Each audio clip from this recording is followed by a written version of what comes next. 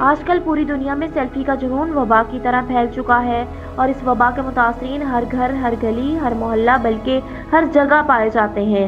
Selfie کا جنون متاثرین کے حواس پر اس قدر طاری رہتا ہے کہ وہ موقع دیکھتے ہیں اور نہ محل کہیں مرنے والے کے ساتھ سیلفی لی جا رہی ہوتی ہے تو کہیں گزرتی ریل گاڑی کے آگے سے، کہیں کسی خطرناک ٹاور پر بندر کی طرح چڑھ کر اپنا شوق پورا کیا جا رہا ہوتا ہے تو کبھی بہتے ہوئے تیز دریا کے پاس جا کر اپنے فن کا مظاہرہ کیا جاتا ہے۔ سیلفی کے جنون نے دیوانوں کو اس قدر بے سکون کر رکھا ہے کہ وہ جان پر کھیلنے سے بھی گریز نہیں کرتے۔ آج کل سیلفیوں کا رواج عام ہے اور مصروف دور میں بھی سیلفی ہر انسان کی اہم ضرورت بنتی جا رہی ہے۔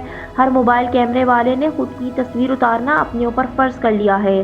خود کو اپنی نظر سے دیکھنے اور دوسروں کو دکھانے کا شوق اور جنون ہی فن کی شکل اختیار کر چکا ہے۔ ہر کوئی کہیں جانے کے لیے تیار ہونے کے بعد سیلفی لینا اپنا حق سمجھتا ہے۔ اپنے ہاتھوں اور اپنے کیمرے سے اپنی تصویر اتارنے کی سہولت نے لوگوں کو دیوانہ اور جھلا بنا رکھا ہے۔ وہ دن گئے جب لوگوں کو اپنی تصاویر اتارنے کے لیے ایک عدد کیمرے میں مین کو برداشت کرنا پڑتا تھا، لیکن اب اپنے کیمرے سے اتاری ہوئی اپنی تصاویر کو سیلفی یا سیلف پورٹریٹس بنانے کا فیشن عام ہے۔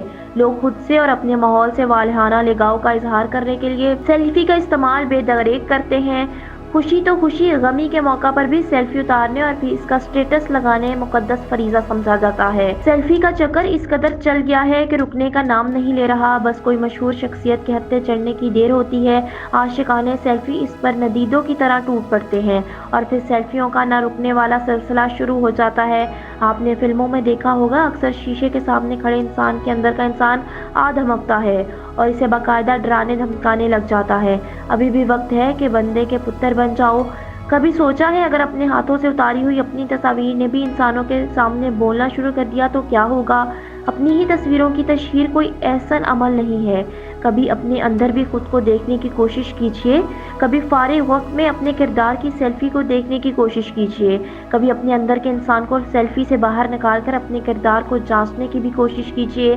انسان کا کردار، اس کی شخصیت، اس کا دوسروں کے ساتھ برتاؤ اور اس کی تربیت اس کے ماحول کی عکاسی کرتے ہیں۔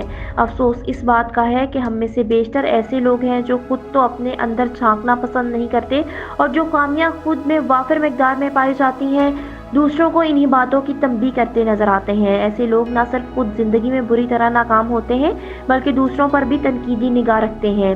آج ہمارے تمام باغ دوڑ اور کوششیں صرف روپے پیسے سے شروع ہوتی ہیں اور اسی پر ختم ہو جاتی ہیں۔ ہم دوستیوں اور رشتہ داریوں کی بنیاد پر کسی کو نہ کسی مفاد کی خاطر رکھتے ہیں۔ ہم اپنے کردار کی مضبوطی سے کوئی سروکار نہیں ہوتا۔ اپنی اور دوسروں کی زندگیوں کو بدصورت اور تلخ بنانے پر ہمیں افسوس تک نہیں ہوتا اور ہم اپنے اس بدترین سلوک پر بھی فخر سے اپنی زندگی گزارنے میں مصروف رہتے ہیں۔ کہتے ہیں انسان خود عظیم نہیں ہوتا، اس کا کردار اسے عظیم بنا دیتا ہے۔ انسان اپنے کردار کی مضبوطی کا اندازہ اچھائی یا برائی کو منتخب کر کے کرتا ہے۔ والدین کی اچھی تربیت کے بعد آپ کے ارد گرد کا ماحول آپ کے کردار کو اچھا یا برا بنانے میں اہم کردار ادا کرتا ہے۔ انسان اپنے کردار سے پہچانا جاتا ہے اور اس کا اپنے مقصد میں خلوص یا عدم خلوص اس کے پختہ کردار کو ظاہر کرتا ہے۔ اس کا ہر فعل اس کے کردار کی غمازی کرتا ہے۔ اس لیے استقامت کو انسان کے کردار کی ایک بڑی خصوصیت کہا جاتا ہے۔